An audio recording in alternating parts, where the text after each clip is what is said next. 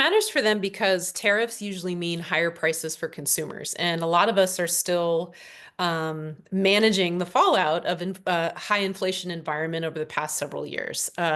So number one, that's something that consumers do care about and consumers have been somewhat worried about over the past several months. In fact, I believe a week or two ago, a report came out that consumer sentiment, which is one of the driving forces of the economy and economic growth, has declined. Not a major decline, but it's stifled right now.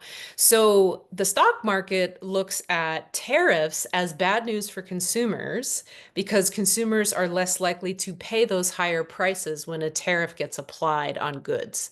So, for example, the tariffs that are coming, tariffs in Mexico, automobile parts, avocados, Mexican beer, things like that. So those items will be more expensive for us consumers.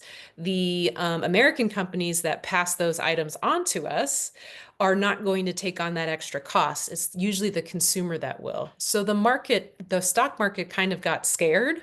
And what happened today was a decline, and that decline is also called a sell-off. So a lot of people were selling their positions that they had in stocks and other securities because they were reacting to, uh-oh, here come the tariffs, here comes the fallout from that.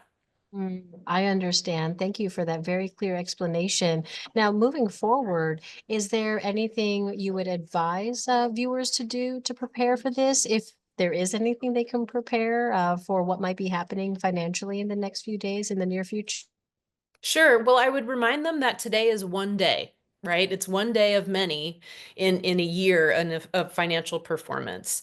And what we know about the stock market is while day to day it can go up and it can go down, based on history, the stock market generally goes in an upward trajectory. So I would remind folks watching that if they're worried about the markets today, that's totally normal. And they might want to take a deep breath and exercise some patience because remember, the stock market can go up and down. And in fact, it does go up and down every day, but it generally does go in an upward trajectory. So sometimes when we have an event like this, decision making, emotional decision making can take over.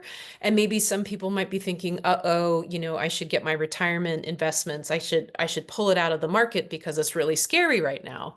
What researchers and analysts have found is that usually when someone does that in a reaction to negative performance, when they try to get back into the market, they fail to participate in the upside, in the full upside when the market eventually goes back up. So I would recommend folks remember it's just one day, to exercise some patience and some caution, to know that that emotional response is totally normal. And if you're thinking about making a big financial decision in a reaction to the negative numbers today, you really want to talk with a financial professional before you do that. Sound advice, excellent advice. As always, anything we haven't touched upon, Maureen, that you would like our viewers to know at this time? Sure, I think I would recommend that viewers stay informed, come to the news to watch on what's how the tariffs are being applied and if they're being eased at any level.